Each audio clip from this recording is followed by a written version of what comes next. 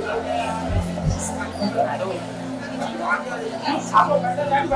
दोनों आगे बैठ करके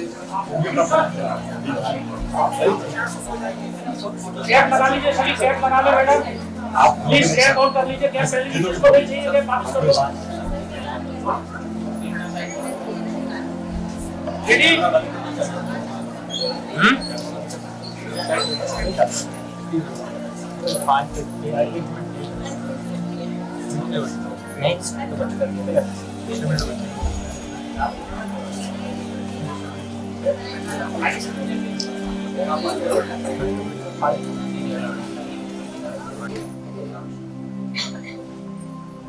मन की बात नॉन स्टॉप 100 एपिसोड। इस सभागार में मैं अशोक ठाकुर आप सभी का स्वागत, वंदन, अभिनंदन करता हूं। आज के इस 77वें एपिसोड में हमारे मुख्य अतिथि या मुख्य वक्ता के रूप में हमारे बीच में विराजित हैं मोना दफ्तरी जी। मैं तालियों की गड़गड़ाहट के साथ उन्हें यहाँ पर आमंत्रित करता हूँ वो आए और अपना स्थान। सामाजिक कार्यकर्ता हैं, पिछले 10 वर्षों से समाज के हित में लोगों के साथ कंधे से कंधा मिलाकर के काम कर रही हैं और अभी प्रेजेंट में बाल कल्याण समिति की सदस्य हैं। हमारे बीच में एक और अतिथि के रूप में हमारे बीच में विराजित हैं professor B K Sethi ji, director research architecture university Bhopal. सम्मान के साथ मैं सर को आमंत्रित कर रहा हूं आए और अपना स्थान ग्रहण करें। हमारे बीच में एक और अतिथि हमारे बीच में विराजित है doctor Anoop J Katyan, principal homeopathy architecture university Bhopal. Sir आए और अपना स्थान ग्रहण करें।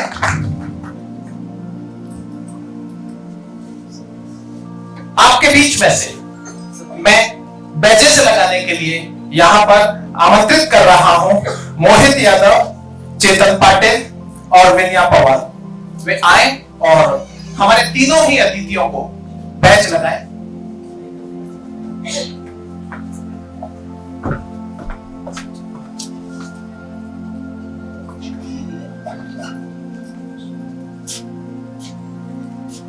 रोहित नामदेव, निशा जैन और अंकित,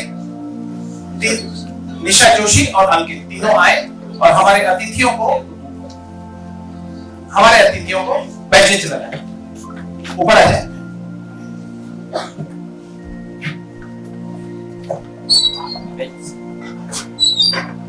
भाई पीछे लो।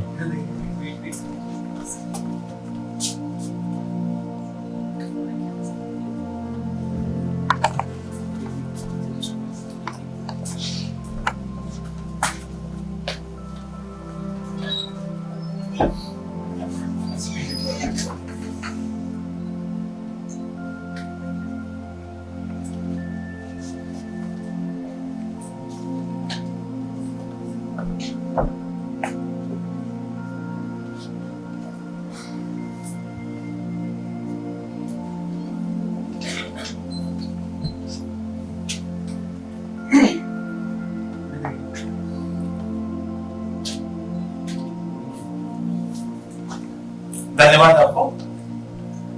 साथियों, ये जो आप कंटिन्यूटी में जो 100 एपिसोड देख रहे हैं, ये भावनाएं कहां से उत्पन्न हुई?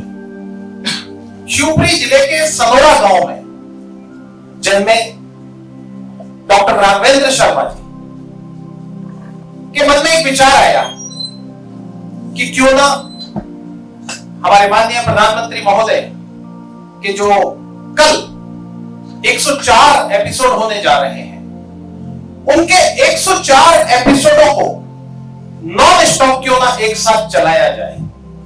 मैं इस मंच से डॉक्टर राघवेंद्र शर्मा जी को बहुत बहुत धन्यवाद देना चाहता हूं, जिनके मन में इस तरह का विचार आया और उसे चरितार्थ करने के लिए उन्होंने यहां पर इस कार्यक्रम का आयोजन किया। इस 77वें एपिसोड में मैं चाहूंगा कि अब मन की बात, मोदी जी के मन की बात की क्लिपिंग को स्टार्ट किया जाए।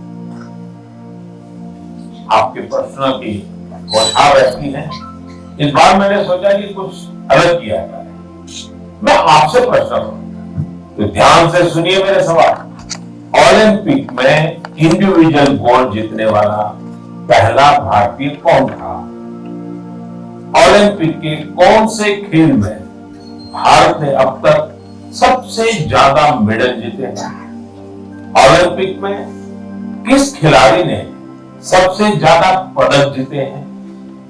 साथियों, आप मुझे जवाब भेजे न भेजे, पर माय गॉव में ओलंपिक्स पर जो क्विज है उसमें प्रश्नों के उत्तर देंगे तो कई सारे इनाम जीतेंगे। ऐसे बहुत सारे प्रश्न माय गॉव के रोड टू टोक्यो क्विज में है।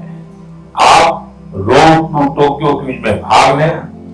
भारत ने पहले कैसा परफॉर्म किया है, हमारी टोक्यो ओलंपिक्स के लिए अब क्या तैयारी है, ये सब खुद जाने और दूसरों को भी बताएं। मैं आप सबसे आग्रह करना चाहता हूं कि आप इस क्विज कंपटीशन में जरूर हिस्सा लीजिए। साथियों, जब बात टोक्यो ओलंपिक्स की हो रही हो तो भला मिल्खा सिंह जी जैसे लीजेंडरी एथलीट को कौन भूल सकता है। कुछ दिन पहले ही कोरोना ने उन्हें हमसे छीन लिया। जब वे अस्पताल में थे तो मुझे उनसे बात करने का अवसर मिला था। बात करते हुए मैंने उनसे आग्रह किया था। मैंने कहा था कि आपने तो 1964 में टोक्यो ओलंपिक्स में भारत का प्रतिनिधित्व किया था, इसलिए इस बार जब हमारे खिलाड़ी ओलंपिक्स के लिए टोक्यो जा रहे हैं तो आपको हमारे एथलीट्स का मनोबल बढ़ाना है, उन्हें अपने संदेश से प्रेरित करना है। वो खेल को लेकर इतना समर्पित और भावुक थे कि बीमारी में भी उन्होंने तुरंत ही इसके लिए हामी भर दी, लेकिन दुर्भाग्य से नियति को कुछ और मंजूर था।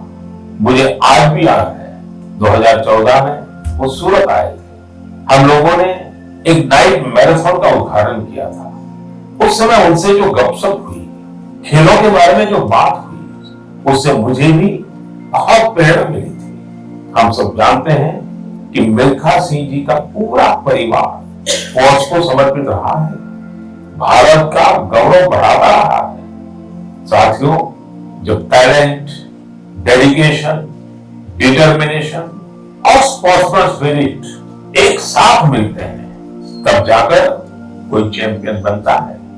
हमारे देश में तो अधिकांश खिलाड़ी छोटे छोटे शहरों, कस्बों, गांवों से निकल कर आते हैं। टोक्यो जा रहे ओलंपिक दल में भी कई ऐसे खिलाड़ी शामिल हैं जिनका जीवन बहुत प्रेरित करता है। हमारे प्रवीण जाधव जी के बारे में आप सुनेंगे तो आपको भी लगेगा कि कितने कठिन संघर्षों से गुजरते हुए प्रवीण जी यहां पहुंचे हैं। प्रवीण जाधव जी महाराष्ट्र के सातारा जिले के एक गांव के रहने वाले हैं। वो आर्चरी के बेहतरीन खिलाड़ी हैं। उनके माता पिता मजदूरी कर परिवार चलाते हैं और उनका बेटा अपना पहला ओलंपिक्स खेलने टोक्यो जा रहा है। ये सिर्फ उनके माता पिता ही नहीं, हम सभी के लिए कितने गौरव की बात है। ऐसे ही एक और खिलाड़ी हैं हमारी नेहा गोयल जी। नेहा टोक्यो जा रही महिला हॉकी टीम की सदस्य है। उनकी मां और बहनें साइकिल की फैक्ट्री में काम करके परिवार का खर्च जुटाती है। नेहा की तरह ही दीपिका कुमारी जी के जीवन का सफर भी उतार चढ़ाव भरा रहा है। दीपिका के पिता ऑटो रिक्शा चलाते हैं और उनकी मां नर्स है। और अब देखिए, दीपिका अब टोक्यो ओलंपिक्स में भारत की तरफ से एकमात्र महिला तीरंदाज है। कभी विश्व की नंबर 1 तीरंदाज रही दीपिका के साथ हम सबकी शुभकामनाएं हैं। साथियों, जीवन में हम जहां भी पहुंचते हैं, जितनी भी ऊंचाई प्राप्त करते हैं, जमीन से ये जुड़ाव हमेशा हमें अपनी जड़ों से बांधे रखता है।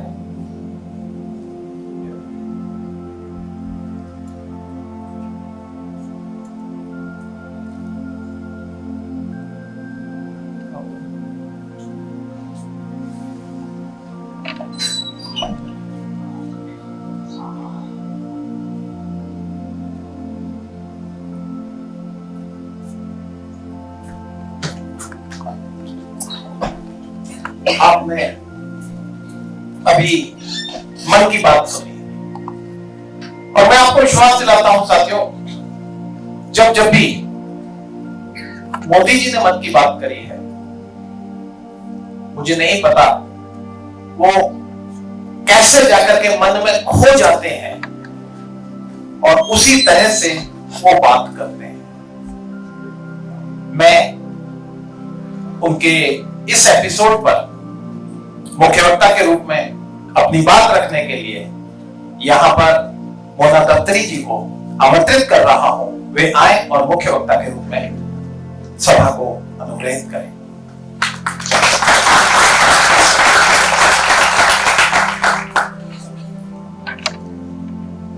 धन्यवाद सर।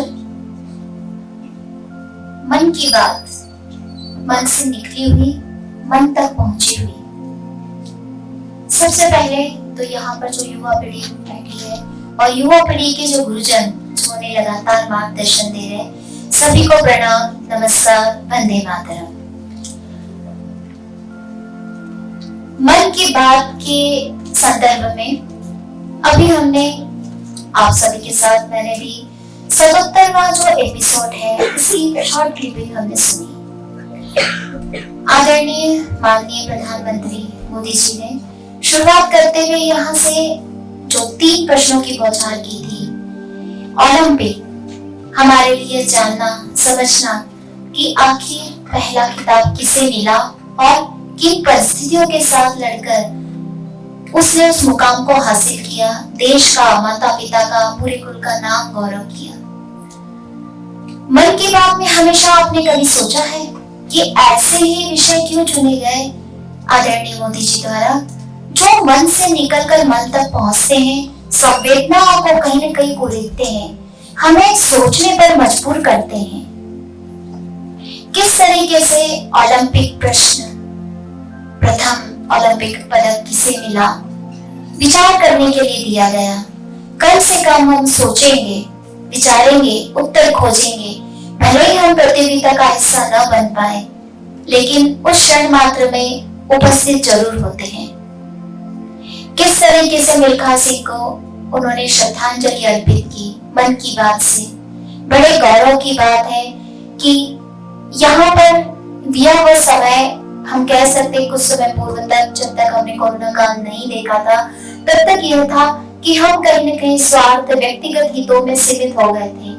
लेकिन जो संवेदनाओं का काल हमारा बीता है, उसमें हम वापस इंसानियत, अपने संस्कार, अपनी सीमाओं को पहचानने लगे, वहां तक पहुंचे हैं।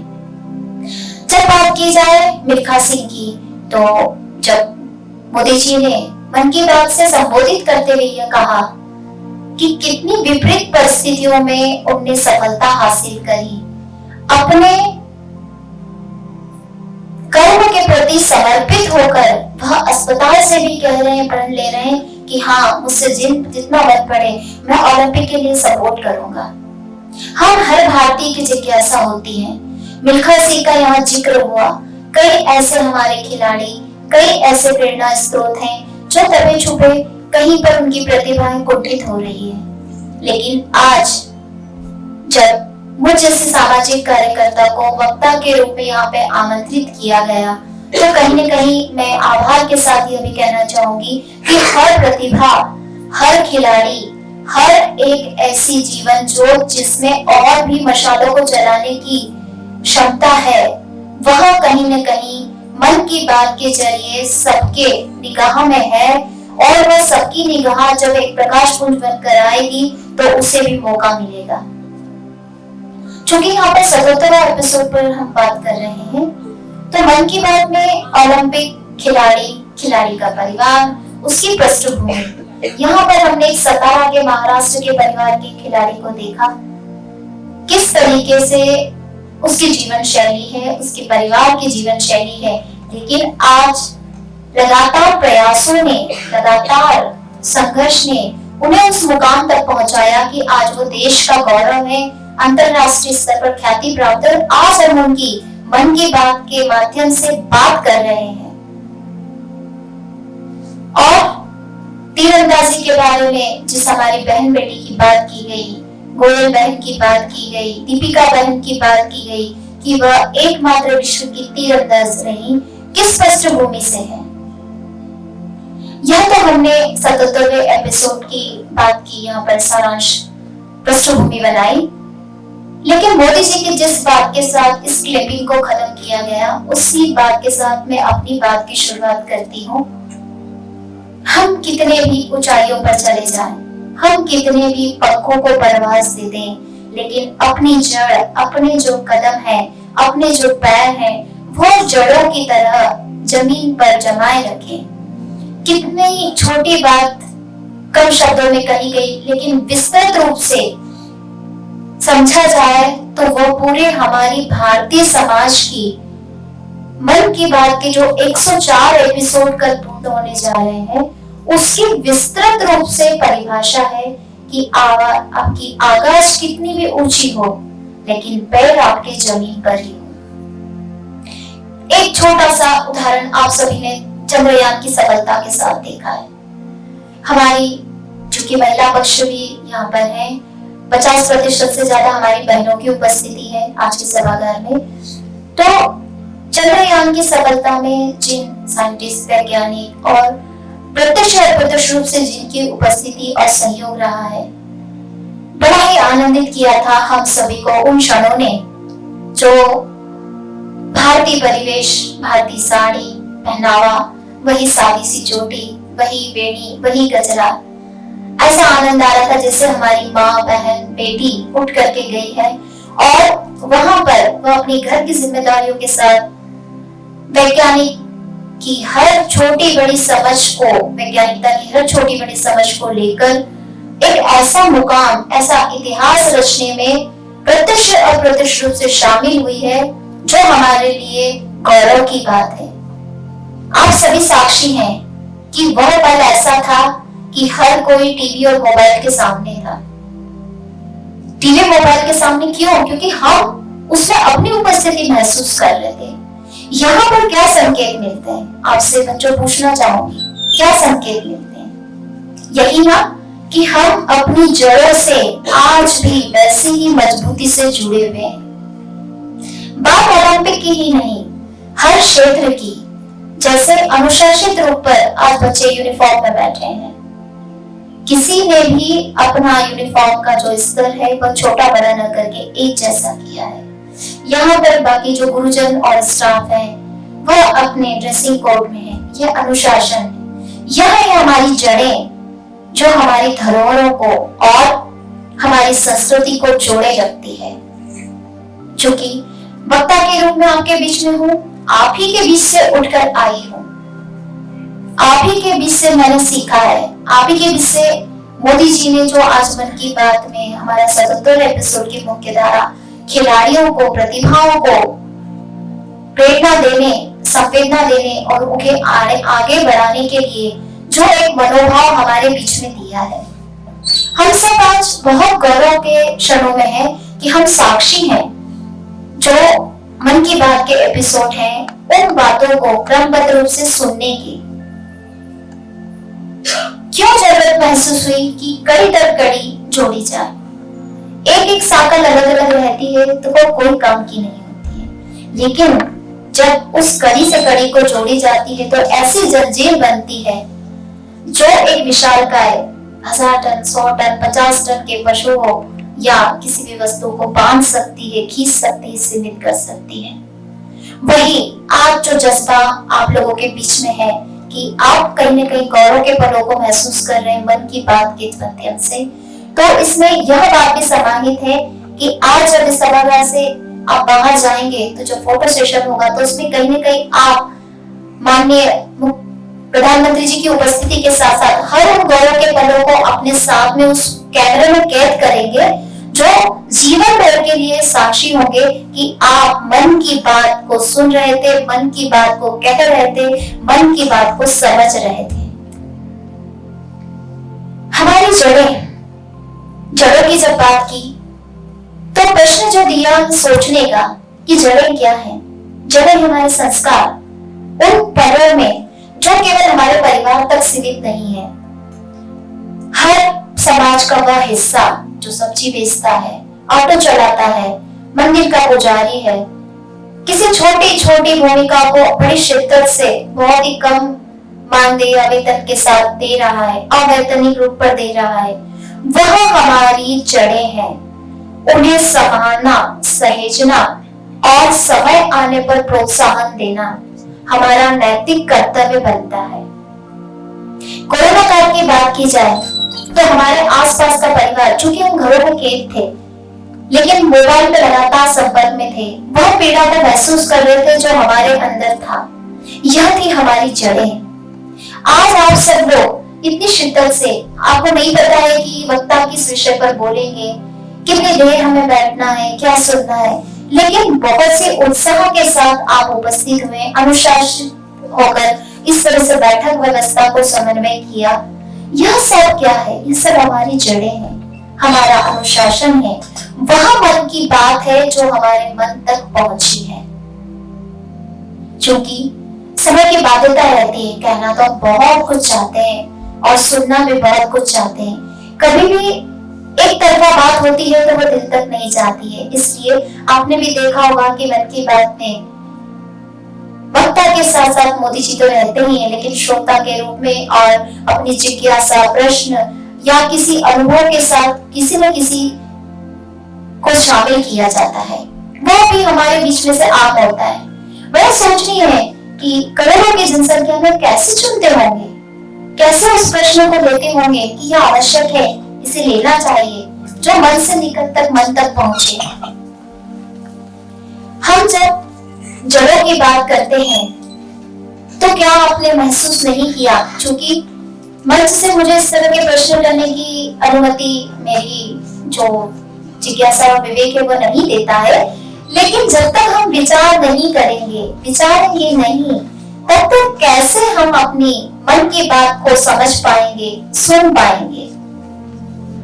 यहाँ पर हमारा जो 77वां एपिसोड बड़े ही एक ऐसे विश्वसनीयता के साथ निर्मित करता है कि कहीं न कहीं प्रकृति के साथ, संस्कारों के साथ, देश प्रेम के साथ हमें किसी ऐसी मुख्य धारा से जोड़ता है जो जिसे हम प्रकृति कहते हैं। मन की बात के माध्यम से एक मन की बात मैं भी कहना चाहूंगी कि आज इत्तेफाक से मुझे 77वां एपिसोड मिला और वक्ता के रूप में भी मैं 7 यानी 77 नंबर पर हूँ। इसके साथ प्रकृति का एक ऐसा नाता मुझसे जुड़ा है, शायद मेरी जड़ें हैं कि ये जो 7 का अंक है मेरे जीवन के जन्म अंक से लेकर लगातार चलता है। हमारी जड़ों की जब बात की जाए तो 7 मूलांक होता है अगर जिसका, तो वो केतु प्रधान व्यक्ति होता है, आध्यात्मिक होता है, ऊर्जावान होता है। यहाँ पर हम 77 बात कर रहे हैं, तो यहाँ पर ओलंपिक की बात हम बहुत देर से क्लिपिंग के साथ मैं भी कर चुकी, आप भी कर चुके। यहाँ पर कई प्रतिभाएं जो आगे बढ़ना चाहती हैं, मौका भी है उनके पास, लेकिन कहीं जड़ों में पानी की कमी, कहीं धूप की कमी, तो कहीं एक ऐसे संरक्षण की कमी खलती है ना बच्चों, खलती है ना। तो उस कमी को हम कैसे पूरा करेंगे?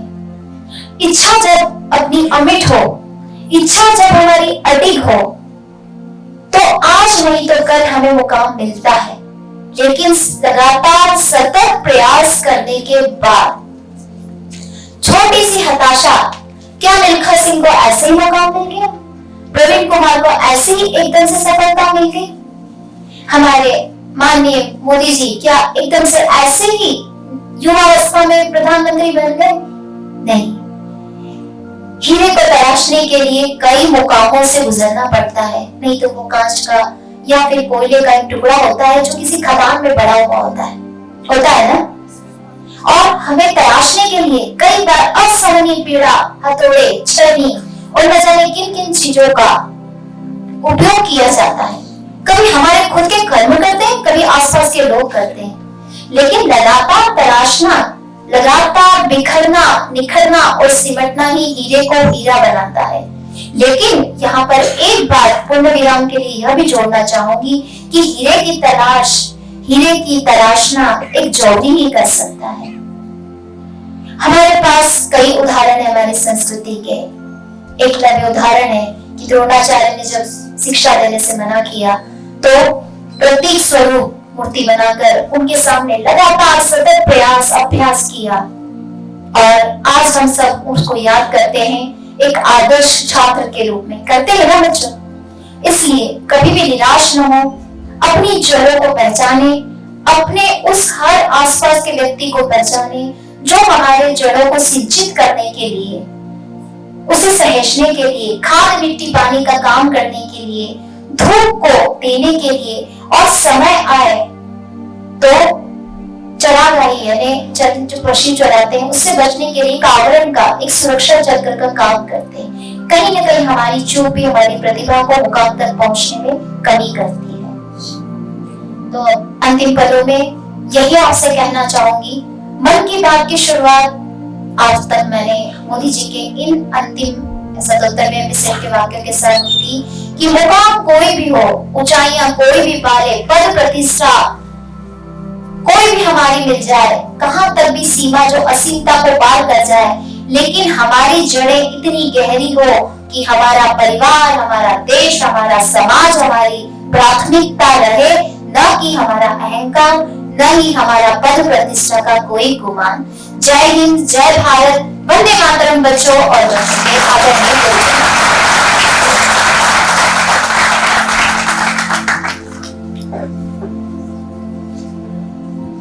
बहुत बहुत धन्यवाद मैम। निराश की तो कहीं कोई बात ही नहीं है। कहते हैं ना, आगे बढ़ने का कभी गुमान ना करना, आगे बढ़ने का कभी गुमान ना करना, और पीछे रहने का कभी गम ना करना। क्योंकि अगर एक वर्ड बोल दिया जाए, अबाउट टर्न बोल दिया जाए, तो जो सबसे आगे होता है वो चंद पलों में सबसे पीछे हो जाता है।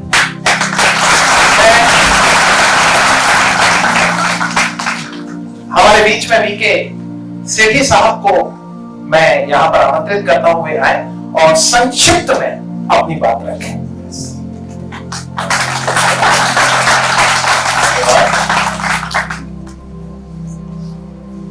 सबसे पहले task international public policy research का मैं धन्यवाद करता हूं, जिन्होंने मुझे समय दिया यहाँ बोलने के लिए। और एपिसोड 77 बहुत ही इंपॉर्टेंट एपिसोड था मन की बात का, जो 30/5/2021 को, और ये द्योतक है सबका साथ, सबका विश्वास का और प्रचंड आत्मविश्वास का। अब प्रचंड आत्मविश्वास की बात जब की जाए तो ये बात इंपॉर्टेंट है कि एक सेकेंड वेव का पीक था उस समय जबकि 77 एपिसोड बोला गया, उस समय सेकेंड वेव का पीक था, कोविड की सेकेंड वेव का। और एक साथ इसी समय, इसी पीरियड के अंदर टॉर्के और यास, 2 साइक्लोन्स भी आए। ये भी एक विधि का विधान है कि ऐसी जटिल समस्याएं एक साथ आई कि एक तरफ पीक ऑफ कोविड, ऑक्सीजन की कमी, ऑक्सीजन का एक्सपेंशन करना, ये अपने आप में बहुत बड़ा काम था। जहां पर 900 टन पर एनम ऑक्सीजन बनती थी, वो 9000 बना दी गई। 9000 10 गुना कर दिया गया। ये सब कार्य हुए कैसे? साइक्लोन्स भी उसी समय आए, और इन बातों के लिए प्रधानमंत्री जी ने सबसे बड़ी बात की कि जो हमारे वॉरियर्स थे उनका धन्यवाद किया उसके अंदर। इस मन की बात में he touched upon the warriors, doctors, nurses, ambulance drivers, support system, disaster management system, जो disaster management system राष्ट्र का और प्रदेश का, वो सब मिलकर काम कर रहे थे। उन सबको बहुत धन्यवाद दिया। नर्चरिंग ऑफ कोएग्जिस्टेंस, ये कहा जाता है कि ये 77वां एपिसोड दो चीजों के लिए जाना जाता है। एक है nurturing of coexistence of economy and ecology and climate and green growth और India's confidence in the prime minister's leadership. वो बहुत बड़ी बात, ये दो चीजें बहुत इंपॉर्टेंट थी। और तीसरा था उन्होंने जो हमारे वॉरियर्स के लिए, हमारे उनके के लिए जो धन्यवाद उसमें बोला, we are committed to the green growth. और ग्रीन ग्रोथ की बात भी उन्होंने कही उस समय, क्योंकि ये जो क्लाइमेट चेंज हुआ, इस क्लाइमेट चेंज का प्रभाव ही था जो इतने सारे साइक्लोन एक साथ आए उस समय पर, वेस्टर्न कोस्ट पर भी और ईस्टर्न कोस्ट के ऊपर भी। तो सेकेंड वेव की में ये इम्पोर्टेंट बात थी। और जहां तक एक्सपेंशन का सवाल था, किसका एक्सपेंशन? ऑक्सीजन का। ऑक्सीजन की रिक्वायरमेंट जो ईस्ट में पैदा होती थी, ऑक्सीजन के ज्यादातर बड़े प्लांट उस समय ईस्ट में थे, वो सारे देश में फैल गए। और मिनिमम कैपेसिटी ये हॉस्पिटल के अंदर 45 मीटर क्यूब पर आवर यानी 50 सिलेंडर्स पर डे की मिनिमम कैपेसिटी फिक्स कर दी गई कि इतना हर अस्पताल में होगा। और ये हुआ। ये क्या है? ये बहुत बड़ा, ये है आत्मविश्वास, प्रचंड आत्मविश्वास इसे कहते हैं, जो कि 77 एपिसोड में देखने को मिला आपको। और इसमें कमिटमेंट था, विजन था, बहुत बड़ा कमिटमेंट, बहुत बड़ा विजन था। और इस विजन को मैंने 2016 में मोरक्को में देखा। मोरक्को में भारत का पवेलियन बना, भारत का पवेलियन था, मैं भी था वहां पर। हम लोग क्लाइमेट चेंज की कॉन्फ्रेंस में थे, COP22। तो लास्ट डे जो उन्होंने बोला कि small steps by India to this great world, small step by of India to this great world, उससे सारा क्लाइमेट चेंज के लिए जो काम किया जा रहा था उसकी दिशा और दशा सब बदल गई उस समय। आप उसको पढ़िए उसको। और उसका पेरिस एग्रीमेंट उससे पहले हो चुका था। उसके बाद हम लोगों ने इस क्लाइमेट चेंज के लिए बहुत काम किया। और ये जो डिजास्टर जो आते रहते हैं, ये यूं ही नहीं आते हैं, ये क्लाइमेट चेंज का बहुत बड़ा इफेक्ट है। ये बात भी उसी समय जो तक बनती है। और ये इस सब के लिए सबका साथ, सबका विश्वास और सबका और अपना आत्मविश्वास, ये बहुत बड़ी चीज थी जो इस 77वें एपिसोड में, जो कि देश के लिए बहुत ही मुश्किल का वक्त था कोविड के कारण और क्लाइमेट चेंज के कारण, जो बहुत बड़ा मुश्किल का वक्त था। उस समय लोगों को जो प्रेरणा दी, लोगों को जो आत्मविश्वास जगाया, उसके लिए प्रधानमंत्री जी का हम जीवन भर आभारी रहेंगे। धन्यवाद। इन्हीं शब्दों से धन्यवाद।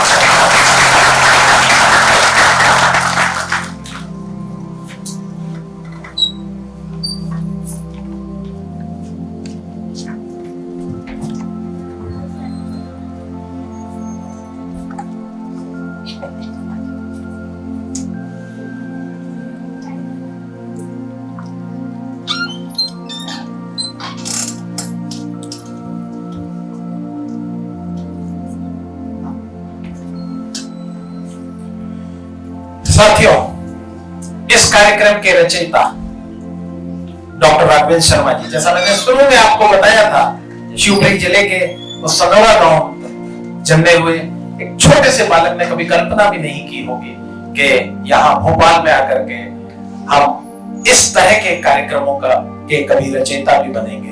मैं इन पंक्तियों के साथ उस शख्स को यहाँ पर आवाज दे रहा हूँ, गतिशील करो चरणों को, गतिशील करो चरणों को, मंजिल पास नहीं है, काल चक्र गतिमान किसी का दास नहीं है, और जीवन की हर सांस सार्थक कर डालो तुम, क्योंकि साथियों जीवन पर तो पल भर का भी विश्वास नहीं है, जीवन पर तो पल भर का भी विश्वास नहीं है। आपकी तालियों की गड़गड़ाहट के साथ मैं उस शख्स को आवाज दे रहा हूं, डॉक्टर राघवेंद्र शर्मा।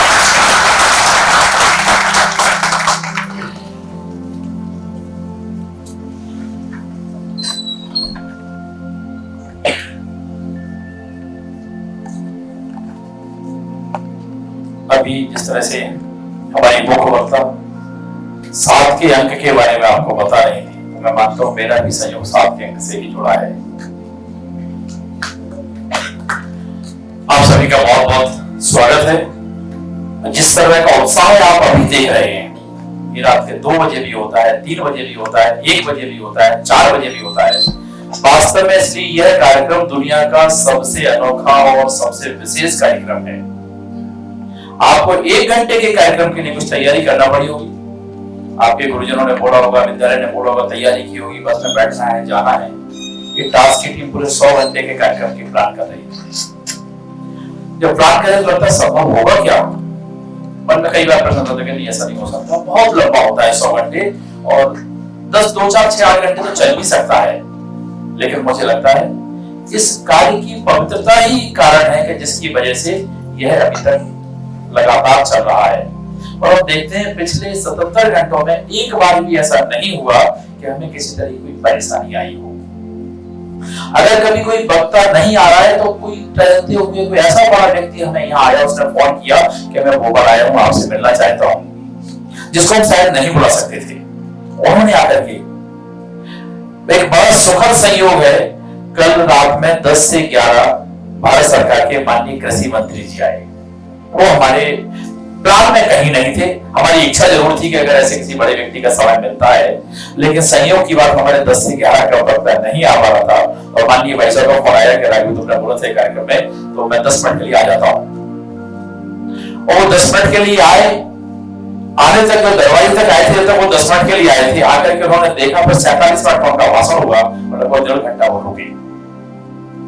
मेरा कहने का सही है कि वास्तव में हम जिस पवित्र काम को करने जा रहे हैं, एक इतिहास का एक प्रश्न नहीं है, इतिहास की किताब नहीं है, वास्तव में इतिहास का दस्तावेज बनने जा रहा है।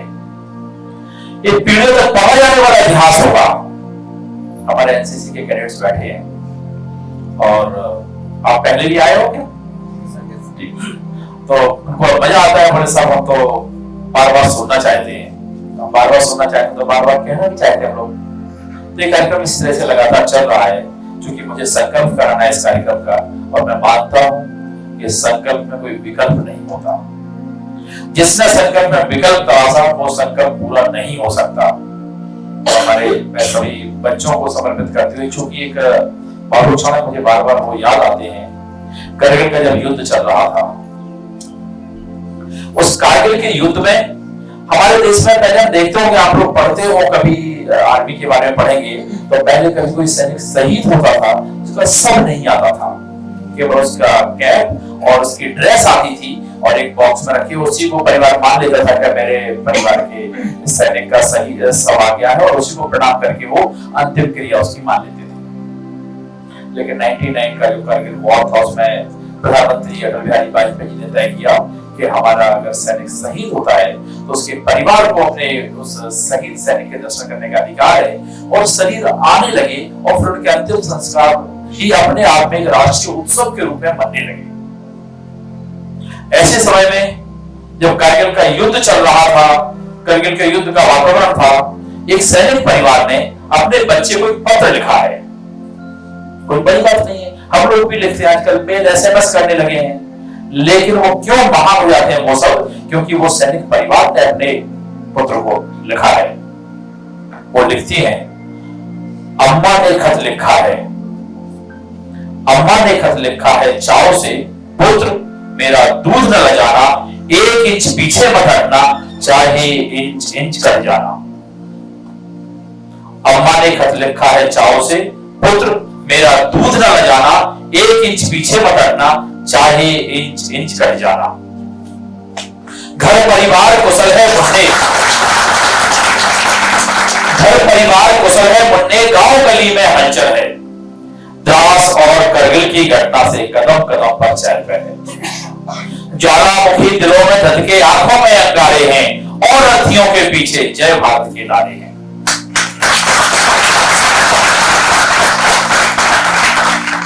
यह केवल खत नहीं लाडले, घर भर का संदेश समझ, एक एक अक्षर के पीछे तेरा पूरा देश समझ। आगे वो अपेक्षा क्या करते हो सैनिक से? वो कहते हैं, धवल बर्फ की चादर पर तुम, पूरा कश्मीर कैसा है? सफेद है, बर्फ पड़ती है तो सफेद ही सफेद दिखता है। वो कहते हैं, धवल बर्फ की चादर पर तुम, लहू से जय हिंद लिख आना बेटे, 1 इंच पीछे भटकना चाहे इंच इंच कट जाना। मुझे लगता है यही सितंबर का महीना होगा। छोटी बहन है, बड़ी इच्छा है कि भाई को मैं राखी बांधूं। राखी कैसे पहुंचाऊं? भाई तो सरहद पर दुश्मनों से लड़ रहा है। रोजाना अखबारों में, टीवी में, रेडियो में सुनते हैं कि इतने सैनिक शहीद हो गए। कोई अनहोनी घटना की सूचना ना आ जाए, मन में हमेशा भय बना रहता है।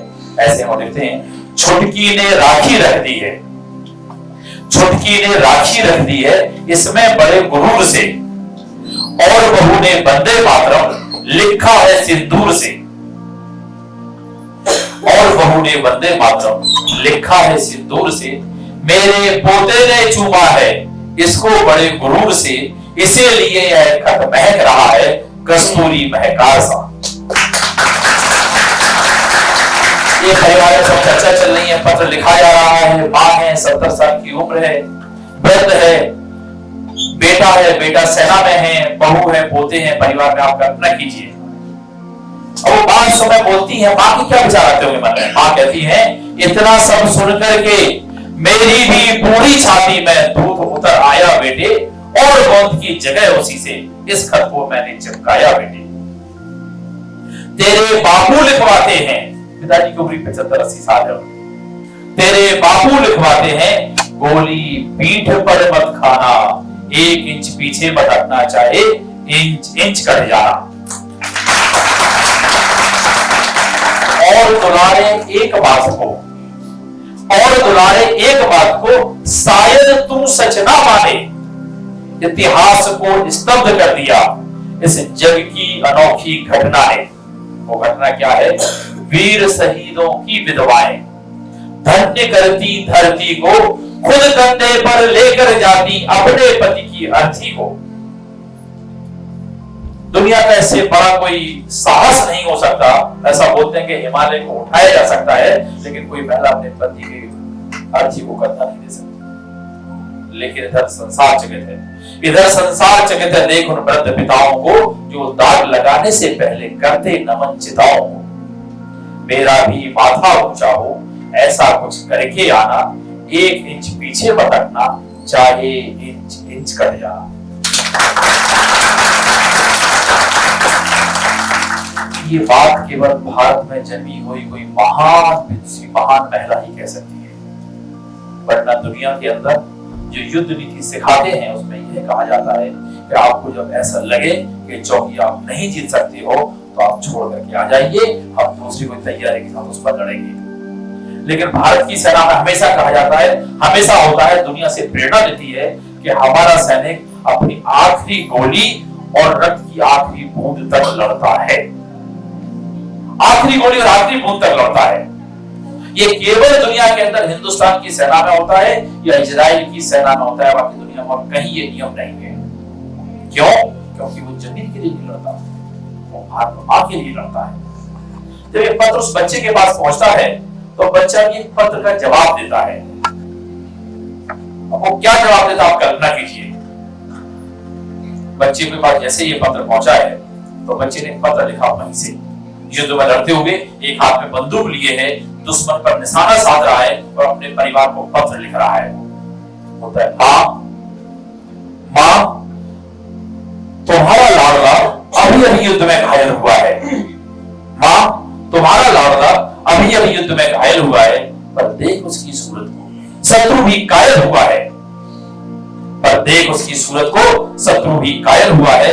रक्त की होली रचाकर मैं प्रलंकार दिख रहा हूं। मां उसी सौल से तुझको यह अंतिम पत्र लिख रहा हूं। मां उसी सौल से तुझको यह अंतिम पत्र लिख रहा हूं। युद्ध बड़ा भीष्म था मगर, युद्ध बड़ा भीष्म था मगर ना इंच भी पीछे हटा हूं। मां तूने जो शपथ दी थी आज मैं इंच इंच कटा हूं। हमारे सैनिकों के सब जब आते थे तो कई सैनिक ऐसे होते कि बचपन 50-50 गोलियां लगी होती थी, लेकिन आज तक के इतिहास में कोई पीठ पर गोली का निशान नहीं मिला गया। ये भारत की विशेषता है। वो लिखता है, एक गोली थोड़ी देर पहले ही, एक गोली थोड़ी देर पहले ही वक्ष पर लगी है। एक गोली थोड़ी देर पहले ही वक्ष पर लगी है। आप तूने जो कसम दी थी आज मैंने वो पूर्ण की है। छा रहा है आंखों के आगे, छा रहा है आंखों के आगे, छा रहा है आंखों के आगे लो अंधेरा। दिख रहा है उसमें मुझे एक नूतन सवेरा। कह रहे शत्रु भी जिस तरह से सैदा हुआ है, लग रहा है किसी सिकनी के पेट से पैदा हुआ है। यह न सोचोगा मैं चिर निद्रा लेने जा रहा हूं, मां तुम्हारी गोद में फिर से जन्म लेने आ रहा हूं। आज उसने कुछ पंक्तियां से अपने पिता के लिए भी लिखी है। पिता के लिए बोलता है, मैं तुम्हें बचपन में पहले ही बहुत दुख दे चुका हूं। मैं पहले बचपन में ही तुम्हें बहुत दुख दे चुका हूं, और कंधे पर खड़ा हो सारा आसमां सर पे ले चुका हूं, और कंधे पर खड़ा हो सारा आसमां सर पर ले चुका हूं। तुम सदा कहते थे, तुम सदा कहते थे यह ऋण तुझे भरना पड़ेगा। एक दिन कंधे पे लेके यूं मुझको तुझे चलना पड़ेगा। पर पिता मैं यह भार तनिक हल्का कर ना पाया।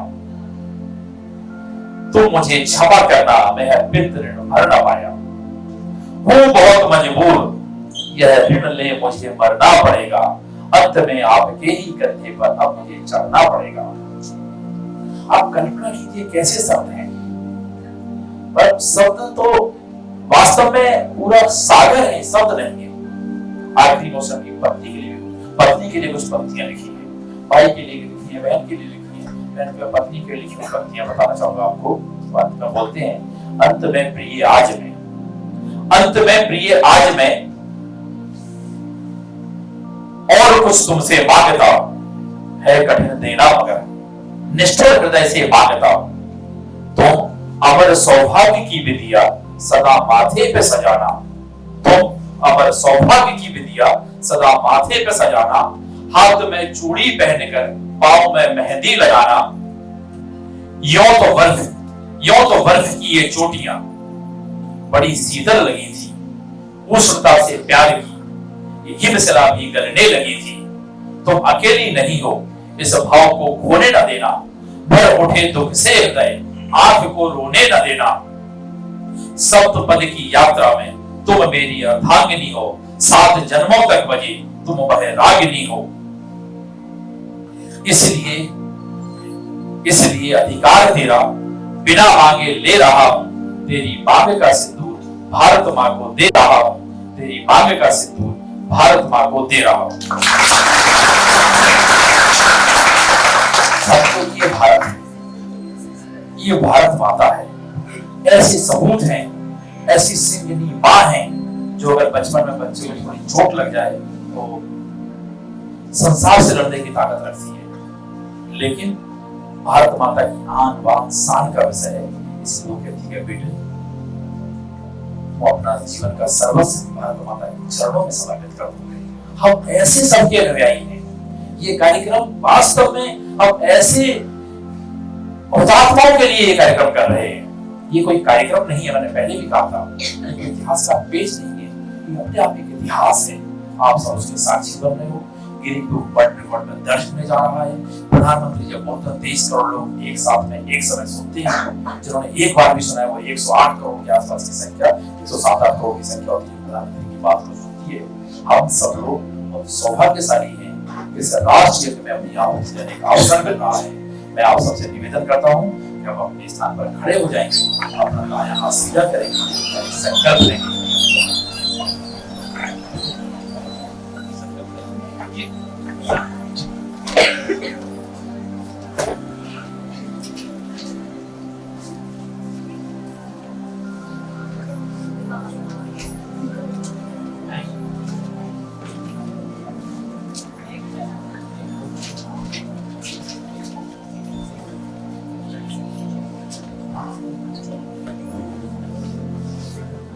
आप सभी लोग विद्यार्थी हैं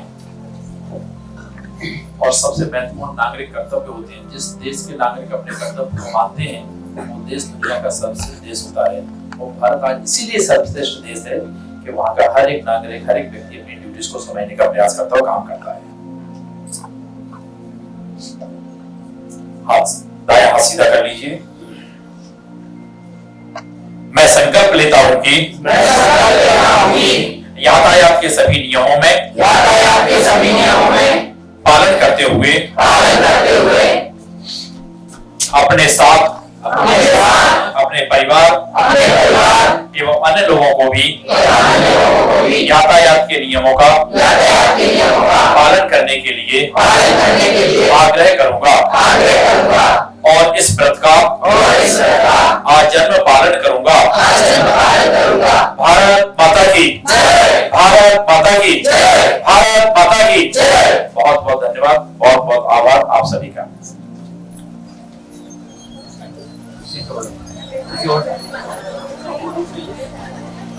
कि कल 11 बजे वापस ऊपर के सभागार में आने की कृपा करें।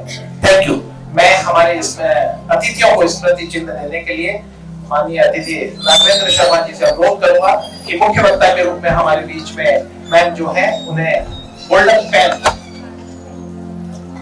और मोदी जी के मन में राघवेंद्र जी के मन की किताब जो राघवेंद्र जी ने लिखी है वो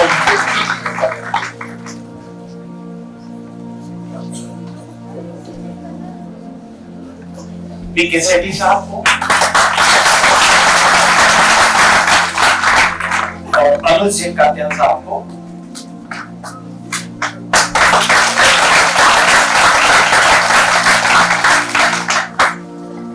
आप सभी से अनुरोध, जो पीछे का जो गेट है वहां से बाहर निकल के बाहर हमें ग्रुप फोटो के लिए हमें